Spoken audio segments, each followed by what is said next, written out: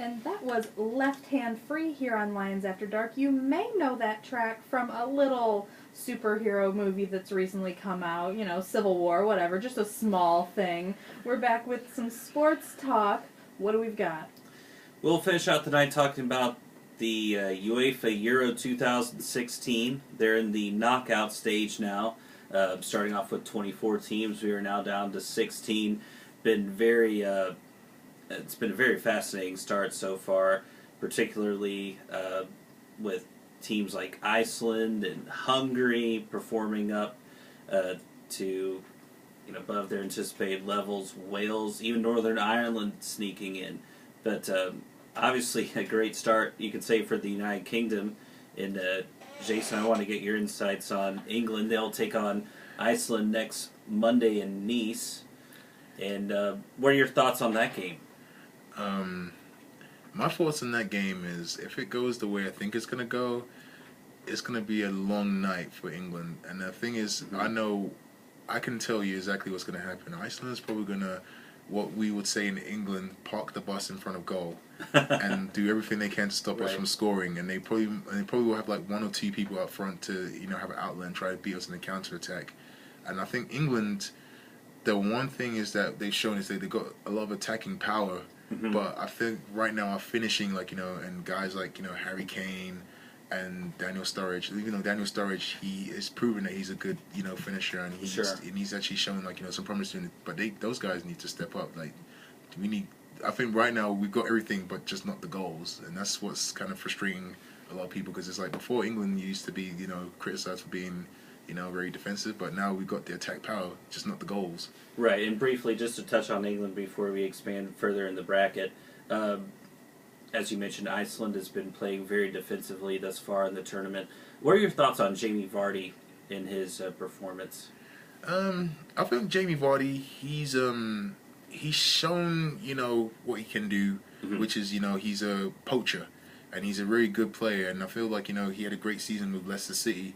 But I think in this England squad, I think he's more of a come off the bench kind of cameo player, and that's no offense to him. He's a great player, but it's kind of I feel like people like Sturridge and Kane and Dele Alli, they got more power and oomph going forward, and I feel Vardy, he's more like a guy you bring on in the 68th minute, if you really need a goal, you need a poacher, when teams are tiring down. Right. And so I feel, he's fulfilling that role. So he's been impressing me so far. Right. And on the whole, I really think that in my mind, a team like Belgium could advance, and really just based on bracket, they have Hungary first, and then they'll have the winner of Wales, Northern Ireland, and then beyond that, they would be able to face someone like Switzerland, Poland, Croatia, or Portugal.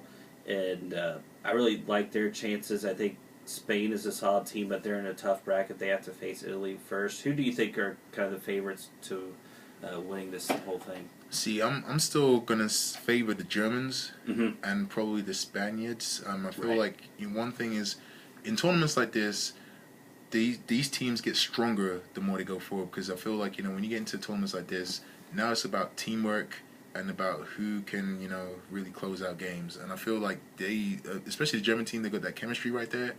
And I feel it's going to overpower a lot of teams, going forward. Because, a lot of the teams, people saying they've been seeing some surprise results.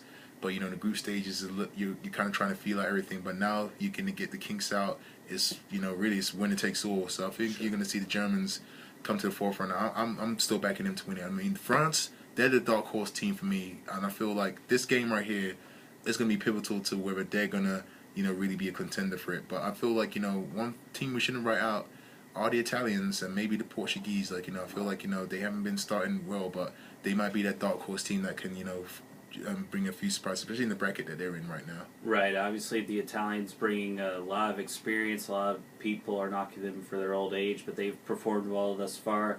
France performing well in their division. They'll take on an Ireland team playing with house money, but it'll definitely be fascinating to see, and obviously Germany looking for back-to-back major tournament victories.